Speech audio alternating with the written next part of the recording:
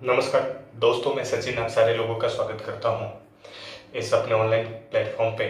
मेरे भाई, हम इस प्लेटफॉर्म पे उत्तर प्रदेश जीके डिस्कस कर रहे हैं। जो हम लास्ट जो भी पढ़े थे उससे आज आगे की बातें हम करेंगे। उम्मीद करता हूँ वीडियो आपने देखा होगा और चीज़ें आपको समझ में आई होंगी। तो लास्ट क्लास में हमने मध्यकालीन भारत से जो भी उत्तर प्रदेश से इम्पोर्टेंट तथ्य थे उसको डिस्कस किया था। इस क्लास में हम आधुनिक भारत से जो भी उत्तर प्रदेश से इम्पोर्टेंट महत्वपूर्ण तथ्य हैं उसको डिस्कस करेंगे। और आज हम बात करेंगे औरंगजेब आलमगीर के शासनकाल से। तो मेरे भाई, औरंगजेब आलमगीर का शासनकाल जो रहता है 1658 से 1707 तक। और औरंगजेब एक सुन्नी संप्रदाय का मुसलमान होता है, कट्टर सुन्नी मुसलमान होता है। औरंगजेब कहा करता था कि हिंदुस्तान काफिरों का देश है और हिंदुस्तान से काफिरों को समाप्त करके सुन्नियत चलानी है। और इसी उद्देश्य से औरंगजेब ने हिंदुस्तान में काफी सारे मंदिरों को नष्ट कराया था, जिसमें उत्तर प्रदेश से संबंधित दो इंपॉर्टेंट मंदिर आपको याद रखने। एक काशी विश्वनाथ मंदिर जो वाराणसी में है और दूसरा केशव राय मंदिर जो मथुरा में है।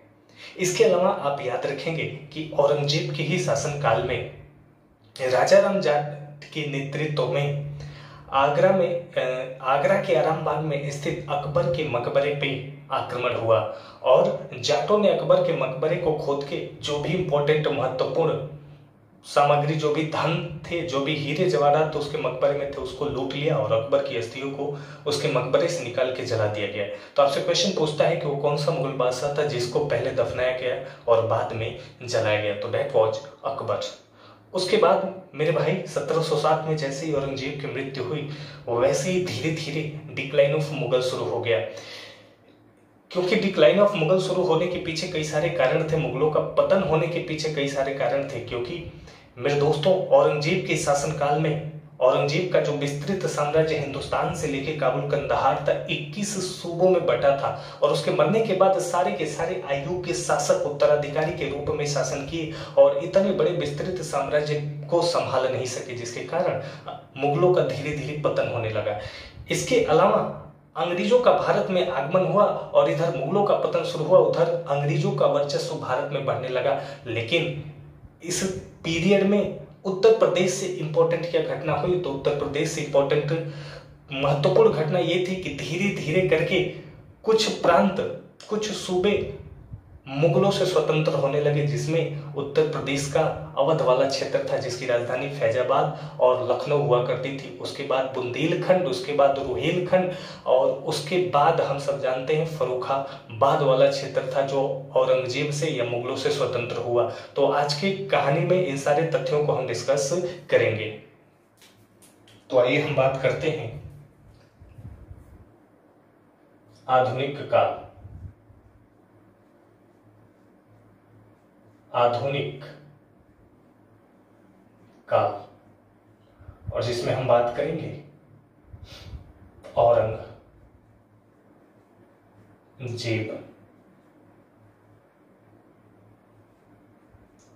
आलमगीर के बारे में। और याद रखेंगे 1658 से लेके 1707 तक का समय रहा औरंगजेब आलमगीर का। और इसने दो प्रसिद्ध मंदिर को नष्ट कराया। याद रखेंगे दोस्तों, दो प्रसिद्ध मंदिर नष्ट कराया। पहला काशी विश्वनाथ मंदिर और दूसरा याद रखेंगे केशव राय मंदिर। केशव राय मंदिर, और ये कहां पे है? मथुरा में। और ये आपको पता है ये कहां पे? बनारस में। मथुरा और बनारस में। इसके अलावा 1686 में हुआ अकबर के, इसी के शासनकाल में हुआ अकबर के मकबरे पर आक्रमण, जो कहां पे है? आगरा में। और किया किसने? तो याद रखेंगे भरतपुर के जाटों के द्वारा, और जिसका नेतृत्व कर रहा था राजा राम जाट। और इसी राजा राम जाट के ही नेतृत्व में अकबर के मकबरे पे आक्रमण किया गया और अकबर के मकबरे से धन संपत्ति को लूट के उसकी अस्थियों को निकाल के जला दिया गया। इसके अलावा आप एक और इंपॉर्टेंट बात याद रखेंगे, 1659 में लड़ा गया था बैटल ऑफ खंजवा का युद्ध। और ये खंजवा मेरे भाई जगह कहां पे है? प्रयागराज के आसपास ये युद्ध लड़ा गया। किसके बीच? तो औरंगजेब और शाह सुजा के बीच। और शाह सुजा औरंगजेब का ही क्या था? भाई था। और उत्तराधिकार के युद्ध में एक और युद्ध लड़ा गया था जिसे हम सब जानते हैं, बैटल ऑफ खंजवा का युद्ध औरंगजेब और शाह सुजा के बीच। इस युद्ध में औरंगजेब ने अपने भाई शाह सुजा को पराजित किया और शाह सुजा को पराजित करने के बाद इसकी हत्या करवा दी। इसके बाद 1707 में औरंगजेब की मृत्यु हुई, और जब औरंगजेब की मृत्यु हुई तो मुगलों का तेजी से डिक्लाइन शुरू हो गया। और जब मुगलों का तेजी से डिक्लाइन शुरू हो गया, पतन शुरू हो गया, तो इस बीच मुगलों से ही कई सारे सूबे, कई सारे प्रांत स्वतंत्र हुए और अपने आप को, अभी तक जो उस प्रांत का गवर्नर हुआ करता था, वो अब उस प्रांत का क्या बन गया? स्वतंत्र शासक बन गया। तो हम बात करेंगे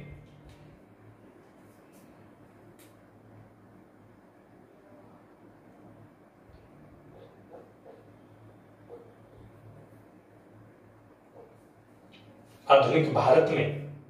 ठीक है, आधुनिक भारत में हम बात करेंगे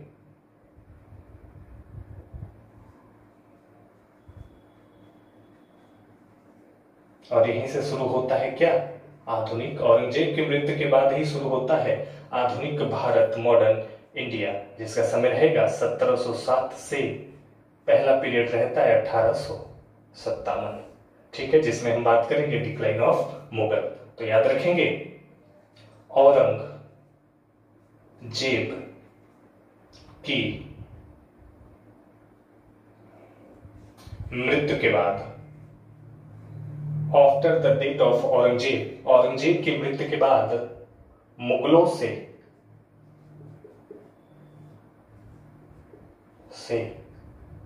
स्वतंत्र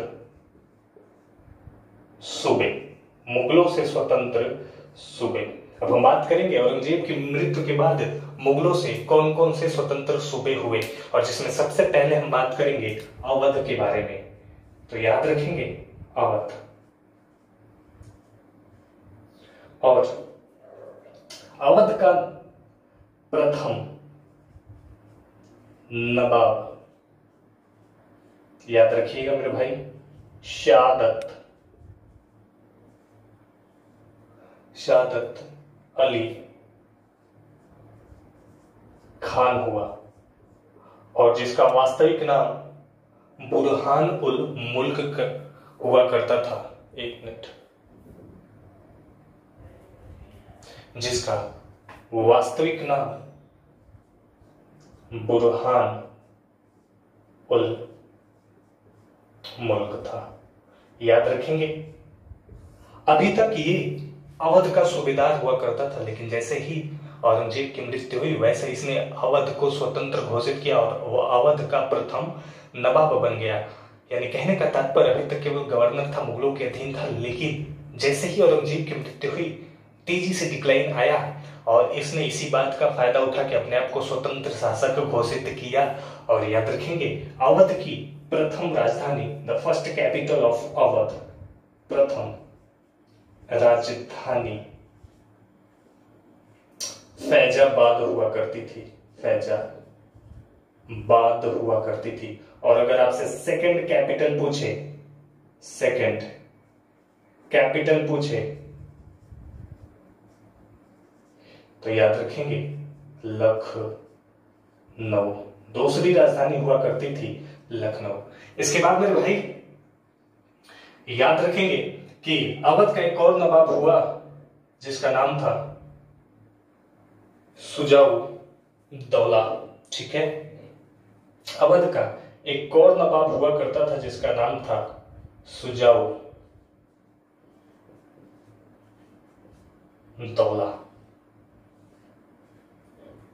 ठीक है ना, अवध का नवाब हुआ करता था मेरे भाई सुजाउद्दौला।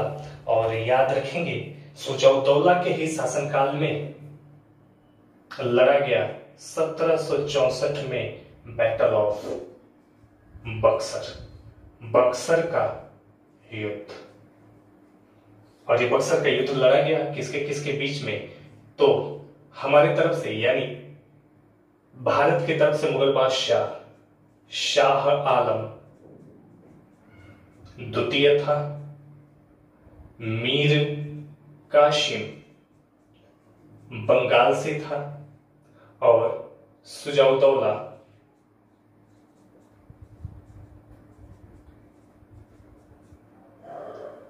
अवध से था। और अंग्रेजों की तरफ से हेक्टर मुनरो था, हेक्टर मुनरो था। ठीक है ना, हेक्टर मुनरो हुआ करता था। तो हमने बताया कि इसी के शासनकाल में एक इंपॉर्टेंट युद्ध लड़ा गया था, बैटल ऑफ बक्सर। और इस बक्सर के युद्ध में मेरे भाई शाह आलम सेकंड जो मुगल बादशाह हुआ करता था, मीर कासिम जो बंगाल से हुआ करता था, और सुजाउद्दौला जो अवध का नवाब हुआ करता था, और अंग्रेजों की तरफ से हेक्टर मुनरो ने पार्टिसिपेट किया था। हमारी तरफ से तीन शासकों ने भी मिलकर मुगलों को तीन शासक भी मिलकर अंग्रेजों को हरा नहीं पाए, और हेक्टर मुनरो ने इन तीनों को पराजित किया। और इसी के परिणाम स्वरूप हम सब जानते हैं कि हुआ इलाहाबाद की संधि। इसी के बाद 1765 में की गई इलाहाबाद की संधि, और इलाहाबाद की संधि शाह आलम द्वितीय और सुजाउद्दौला के मध्य में हुई। और अंग्रेजों की तरफ से बंगाल का गवर्नर जनरल हुआ करता था, बंगाल का गवर्नर हुआ करता था, बंगाल का मेरे भाई गवर्नर हुआ करता था रॉबर्ट क्लाइव। और रॉबर्ट क्लाइव, ठीक है, रॉबर्ट क्लाइव और सुजाउद्दौला और शाह आलम के बीच में ही इलाहाबाद की संधि। और इस संधि के दौरान ये निर्धारित किया गया कि पूरे बंगाल प्रांत से जो टैक्स वसूलने का अधिकार रहेगा वो किसके पास चला जाएगा? अंग्रेजों के पास चला जाएगा। ठीक है, तो उम्मीद करता हूँ इतनी बातें समझ में आई होंगी। थोड़ा सा बात अगर बक्सर के युद्ध के बारे में कर ले तो ठीक रहेगा, क्योंकि आपको पता भी होगा, पढ़े भी होंगे। नहीं तो हिस्ट्री में बेटर इसको समझा जा सकता है, लेकिन यहाँ पे थोड़ा सा आपको मैं बता दूं। हम मेरे भाई बक्सर के युद्ध कि पहले हम सब जानते हैं कि बैटल ऑफ प्लासी लड़ा गया था, प्लासी का युद्ध लड़ा गया था। और प्लासी के युद्ध में बंगाल के नवाब सिराजुद्दौला की पराजय हुई। सिराजुद्दौला का एक सेनापति था मीर जाफर, जो अंग्रेजों से जाके मिल गया, और उसी के अंग्रेजों वो सिराजुद्दौला का साथ देने के बजाय अंग्रेजों का साथ देना उचित समझा, जिसके कारण सिराजुद्दौला की हारी और सिराजुद्दौला की हत्या करवा दी गई। और क्योंकि अंग्रेजों का वफादार था मीर जाफर, इसी की वजह से सिराजुद्दौला के मरने के बाद मीर जाफर को बंगाल का नवाब बनाया गया। लेकिन मीर जाफर का ही दामाद मीर कासिम हुआ करता था, और मीर जाफर के बाद मीर कासिम को बंगाल का नवाब बना दिया गया। लेकिन दोस्तों, मीर कासिम अंग्रेजों का वफादार नहीं रहा। इसके अंदर देशभक्ति की भावना थी, अपने देश के बारे में और जनता के बारे में सोचा करता था। जब मीर कासिम नवाब बना बंगाल का, तो इसने 2 लेटर लिखे, एक अवध के नवाब सुजाउद्दौला के पास और मुगल बादशाह शाह आलम सेकंड के पास। इसने कहा कि अगर आज अंग्रेजों को रोका नहीं गया हिंदुस्तान में, तो आने वाले समय में अंग्रेजों का अस्तित्व या अंग्रेजों का साम्राज्य काफी ज्यादा बढ़ जाएगा और अंग्रेजों को रोकना असंभव हो जाएगा। तो हमें आपस में लड़ने के बजाय एक सेना की टुकड़ी तैयार करनी चाहिए जो अंग्रेजों से मोर देन पावरफुल हो, और इस सेना की टुकड़ी की ही मदद से हमें अंग्रेजों पे एकजुट होकर प्रहार करना चाहिए और एक ऐतिहासिक युद्ध लड़ना चाहिए जिसमें अंग्रेजों को हम पराजित करें, अंग्रेजों को पराजित करके उन्हें मजबूर कर दें हिंदुस्तान छोड़ने के लिए। और इसी के परिणाम स्वरूप बैटल ऑफ बक्सर लड़ा गया मेरे दोस्तों। लेकिन बक्सर के युद्ध में हमारे 3 शासक भी मिलकर पराजित नहीं कर पाए अंग्रेजों को, और इसमें मीर कासिम की हत्या कर दी गई। और इसी के बाद हुआ इलाहाबाद की संधि, और इसी के बाद हुआ 1765 में ट्रीटी ऑफ इलाहाबाद, इलाहाबाद की संधि। और याद रखेंगे मेरे भाई, इस संधि के दौरान ये संधि किसके किसके बीच हुई, तो रॉबर्ट क्लाइव जो बंगाल का गवर्नर था, और इसके अलावा शाह आलम सेकेंड और सुजाऊ दौला के बीच। ठीक है, सुजाऊ दौला के बीच। और इसी इलाहाबाद की संधि के माध्यम से निर्धारित किया गया कि पूरे के पूरे बंगाल प्रांत से रेवेन्यू टैक्स वसूलने का अधिकार ब्रिटिशर्स के पास चला जाएगा। तो उम्मीद करता हूं आपको इतनी बात समझ में आई होंगी। ठीक है, इसके बाद आगे बढ़ते हैं भाई, और याद रखेंगे कि जैसे ही 1775 में सुजाऊ दौला की मृत्यु हुई, आसफ उद्दौला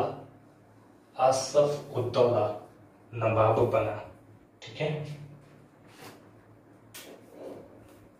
1775 में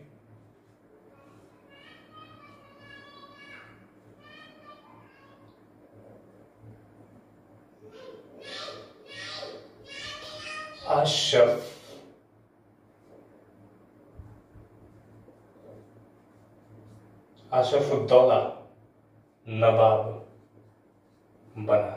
ठीक है, आशफ उद्दौला नवाब बना। ठीक है ना मेरे भाई, किसकी मृत्यु के बाद, सुजाऊ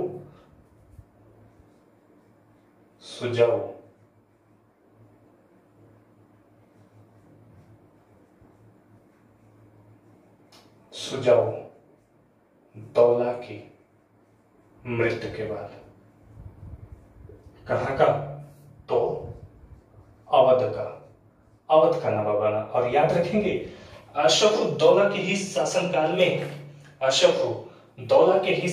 में अवध की राजधानी लखनऊ को बनाया गया।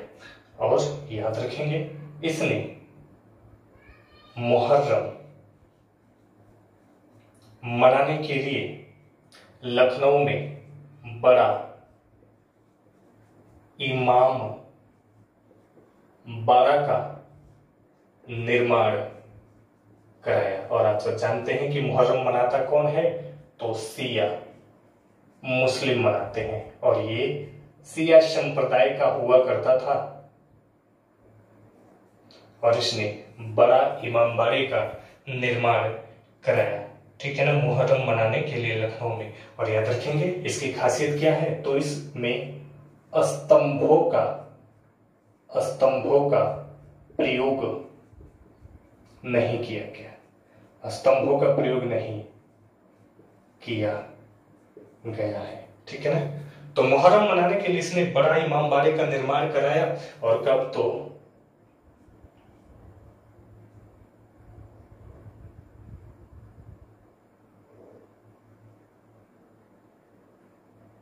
ठीक है 1784 के आसपास, 1784 के आसपास। ठीक है, इसके बाद याद रखेंगे कि बंगाल का, सॉरी मेरे भाई, अवध, बार बार बंगाल आ रहा है, अवध का अंतिम नवाब, the last nawab of Awadh was Wajid Ali Shah हुआ। और याद रखेंगे मेरे दोस्तों, इसी के शासनकाल में लॉर्ड डलहौजी ने हड़प की नीति के तहत, याद रखेंगे वाजिद अली शाह के ही शासनकाल में लॉर्ड डलहौजी ने हड़प की नीति के तहत वाजिद अली शाह पे कुशासन का आरोप लगा कि इसने अवध को हड़प के ब्रिटिश एम्पायर का भाग बनाया। और इन्हीं वाजिद अली शाह की पत्नी हुआ करती थी, बेगम हजरत महल। और इसी कारण बेगम हजरत महल का गुस्सा फूटा अंग्रेजों के खिलाफ और 1857 के क्रांति में लखनऊ से भाग लिया, लखनऊ से भाग लिया। और याद रखेंगे कि बेगम हजरत महल और विरजिस, बेगम हजरत महल और वाजिद अली शाह का पुत्र हुआ करता था विरजिस कादिर। और इस विरजिस कादिर को बंगाल का अवध का नवाब घोषित किया गया, और अवध का नवाब घोषित किया गया विरजिस कादिर को। और 1857 की क्रांति में बेगम हजरत महल ने अवध से या लखनऊ से अंग्रेजों के खिलाफ भाग लिया था। तो उम्मीद करता हूं इतनी बातें आपको समझ में आई होंगी। इसके बाद आगे हम बात करें तो उत्तर प्रदेश में कुछ और राज्य स्वतंत्र हुए। जैसे दूसरा अगर बात किया जाए तो मेरठ और बरेली का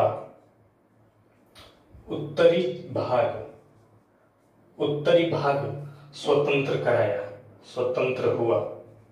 ठीक है, किसके द्वारा? तो पठानों के द्वारा। ठीक है, मेरठ और बरेली का उत्तरी भाग स्वतंत्र हुआ पठानों के द्वारा। और याद रखेंगे नाजिब खान ने इसे स्वतंत्र कराया। इसके अलावा याद रखेंगे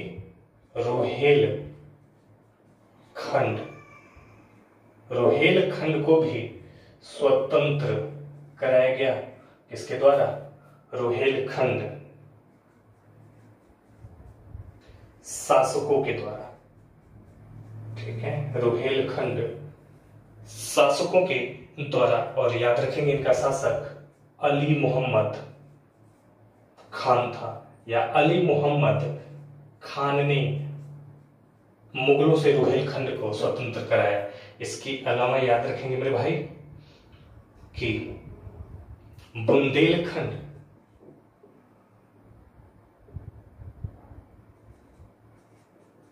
खंड को मराठाओं ने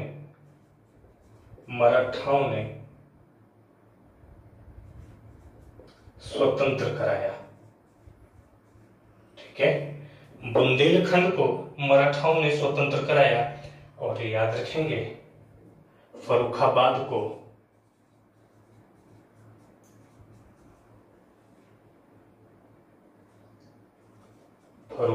को स्वतंत्र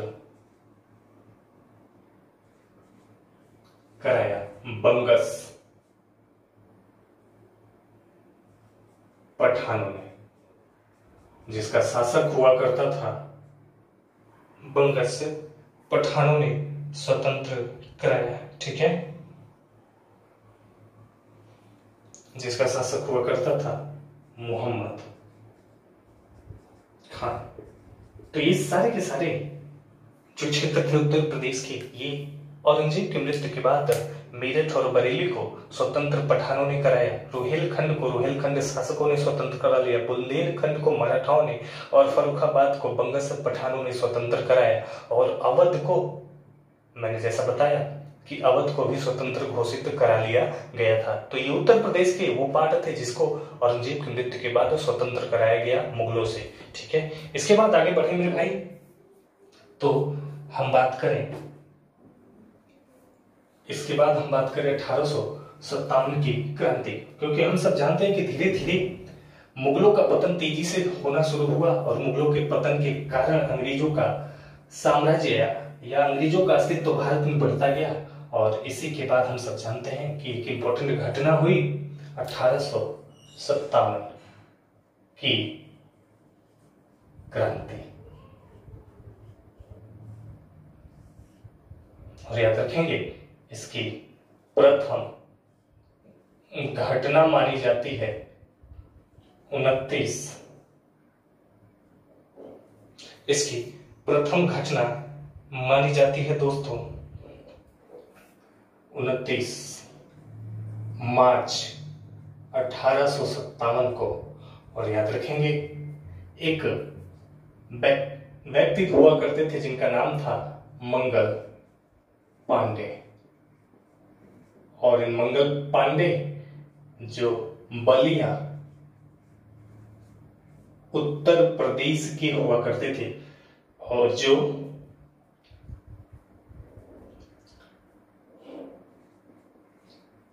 पश्चिम बंगाल में 34वीं नेटिव इन्फेंट्री के सिपाही थे।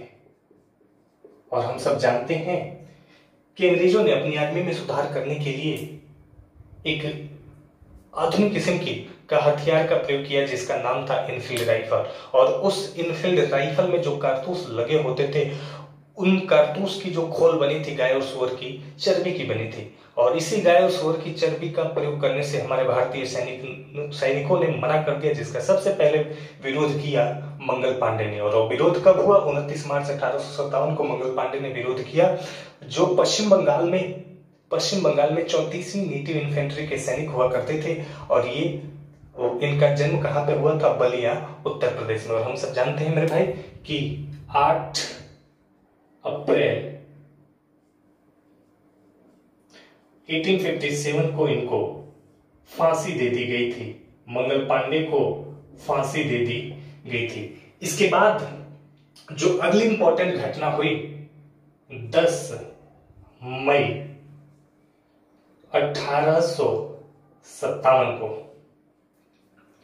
याद रखेंगे, मेरठ के काली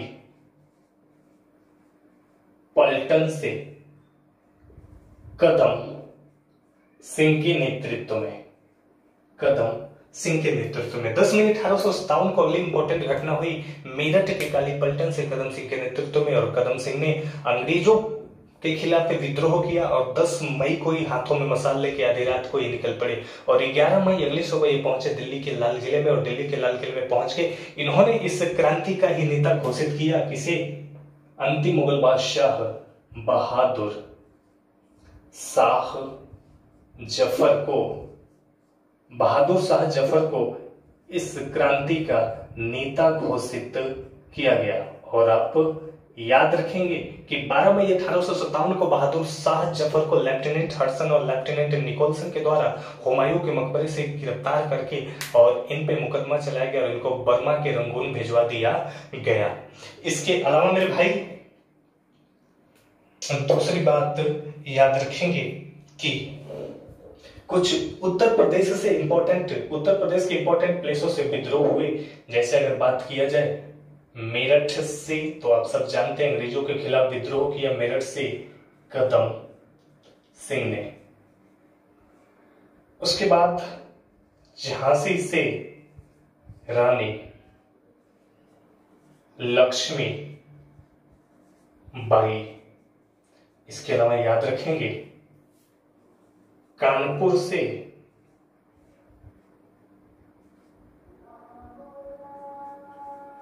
तात्या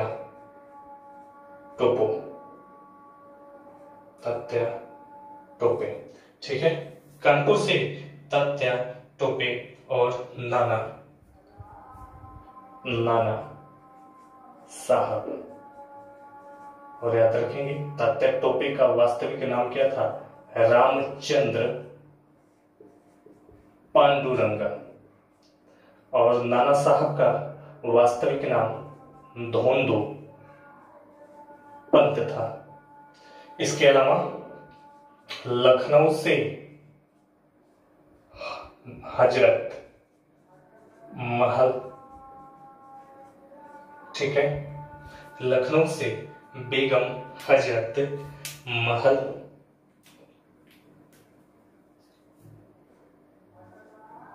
प्रयाग राज से लियाकत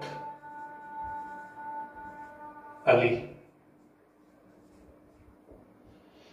ठीक है, प्रयागराज से लियाकत अली। पुर से गजोधर सिंह, बरेली से मोहम्मद अब्दुल्ला, बरेली से मोहम्मद अब्दुल्ला, सॉरी मेरे भाई, बरेली से खान बहादुर, खान बहादुर, और फैजाबाद से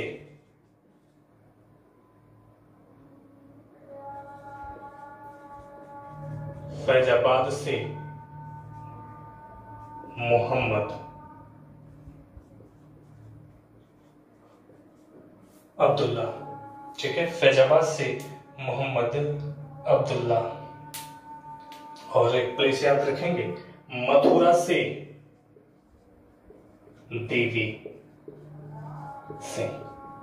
ठीक है, मथुरा से देवी सिंह। तो मैंने बताया कि उत्तर प्रदेश से संबंधित मेरठ से कदम सिंह, झांसी से रानी लक्ष्मीबाई, लखनऊ से बेगम हजरत महल, प्रयागराज से लियाकत अली खान, फैजाबाद से मोहम्मद अब्दुल्ला, बरेली से खान बहादुर, गोरखपुर से गजोधर सिंह, और कानपुर से तात्या टोपो और नाना साहब। इसके अलावा मथुरा से देवी सिंह। ये सारे के सारे प्लेसेस उत्तर प्रदेश में हैं, जहां से 1857 की क्रांति में विद्रोह किया गया। इन महान पुरुषों के द्वारा, महिलाओं के द्वारा, या इन महान शासकों के द्वारा जो अपने अपने क्षेत्र से अंग्रेजों के खिलाफ संघर्ष में पार्टिसिपेट किए, भागीदारी लिए। इसके अलावा याद रखेंगे मेरे भाई कि 1857 की क्रांति में सर्वाधिक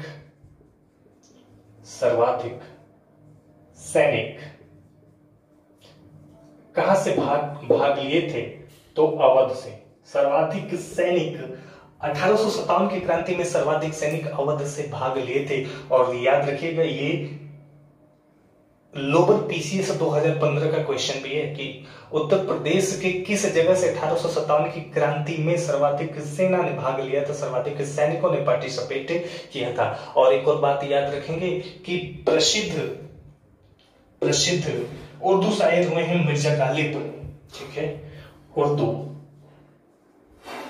शायर हुए हैं मेरे दोस्तों मिर्जा गालिब। ठीक है, जिन्होंने इसको 1857 की क्रांति को अपनी आंखों से देखा था। मिर्जा गालिब ने 1857 की क्रांति को अपनी आंखों से देखा था। और याद रखेंगे कि इनका जन्म आगरा में हुआ था। इनका जन्म आगरा में हुआ था। तो मैंने बताया कि ये बहादुर शाह जफर के समकालीन थे, कंटेम्परेरी थे, जो 1857 की क्रांति को अपनी आंखों से देखा था। और इनका भी जन्म कहां पे हुआ था? आगरा में हुआ था। इसके अलावा एक और बात याद रखेंगे मेरे भाई कि यूपी के अवध और बुंदेलखंड, ठीक है ना, 1800 में यहां पे लिखता हूं, 1857 की क्रांति में सर्वाधिक क्षेत्र प्रभावित रहा। सर्वाधिक क्षेत्र प्रभावित रहा अवध और बुंदेलखंड।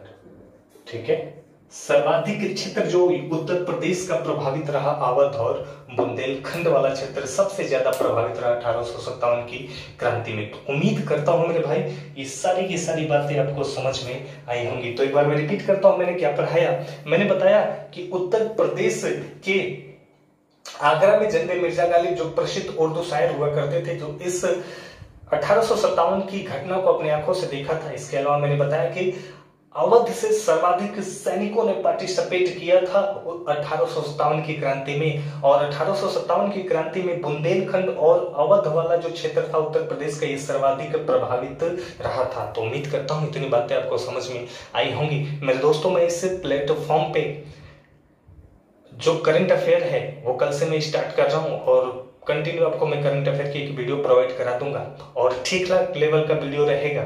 और जैसा मैं पढ़ा रहा हूँ वैसे ही मैं पढ़ाऊंगा, सारी चीजें मैं बोर्ड पे लिखूंगा। और आपको पीडीएफ मैंने जीएस बाई सचिन सिंह के नाम से एक फेसबुक पेज बनाया, वहां पे मैं पीडीएफ आपको अपलोड कर दिया करूंगा। तो आप उस पेज पे जाएं, उस पेज को फॉलो करें और जो भी चीजें मैं पढ़ा रहा हूँ उसकी पीडीएफ वहां पे मैं प्रोवाइड आपको करा दूंगा। तो आज की कहानी दोस्तों यहीं तक रखते हैं। कल सुबह में आपसे रूबरू होंगे और करंट अफेयर का वीडियो आपको मैं प्रोवाइड करा दूंगा। और कल से करंट अफेयर शुरू करेंगे डेली बेस पे। और इसके बाद इससे आगे की जो घटनाएं हैं उत्तर प्रदेश से संबंधित वो हम कल की क्लास में डिस्कस करेंगे। तो आज के लिए इतना ही, आपसे कल मिलते हैं। Thank you so much.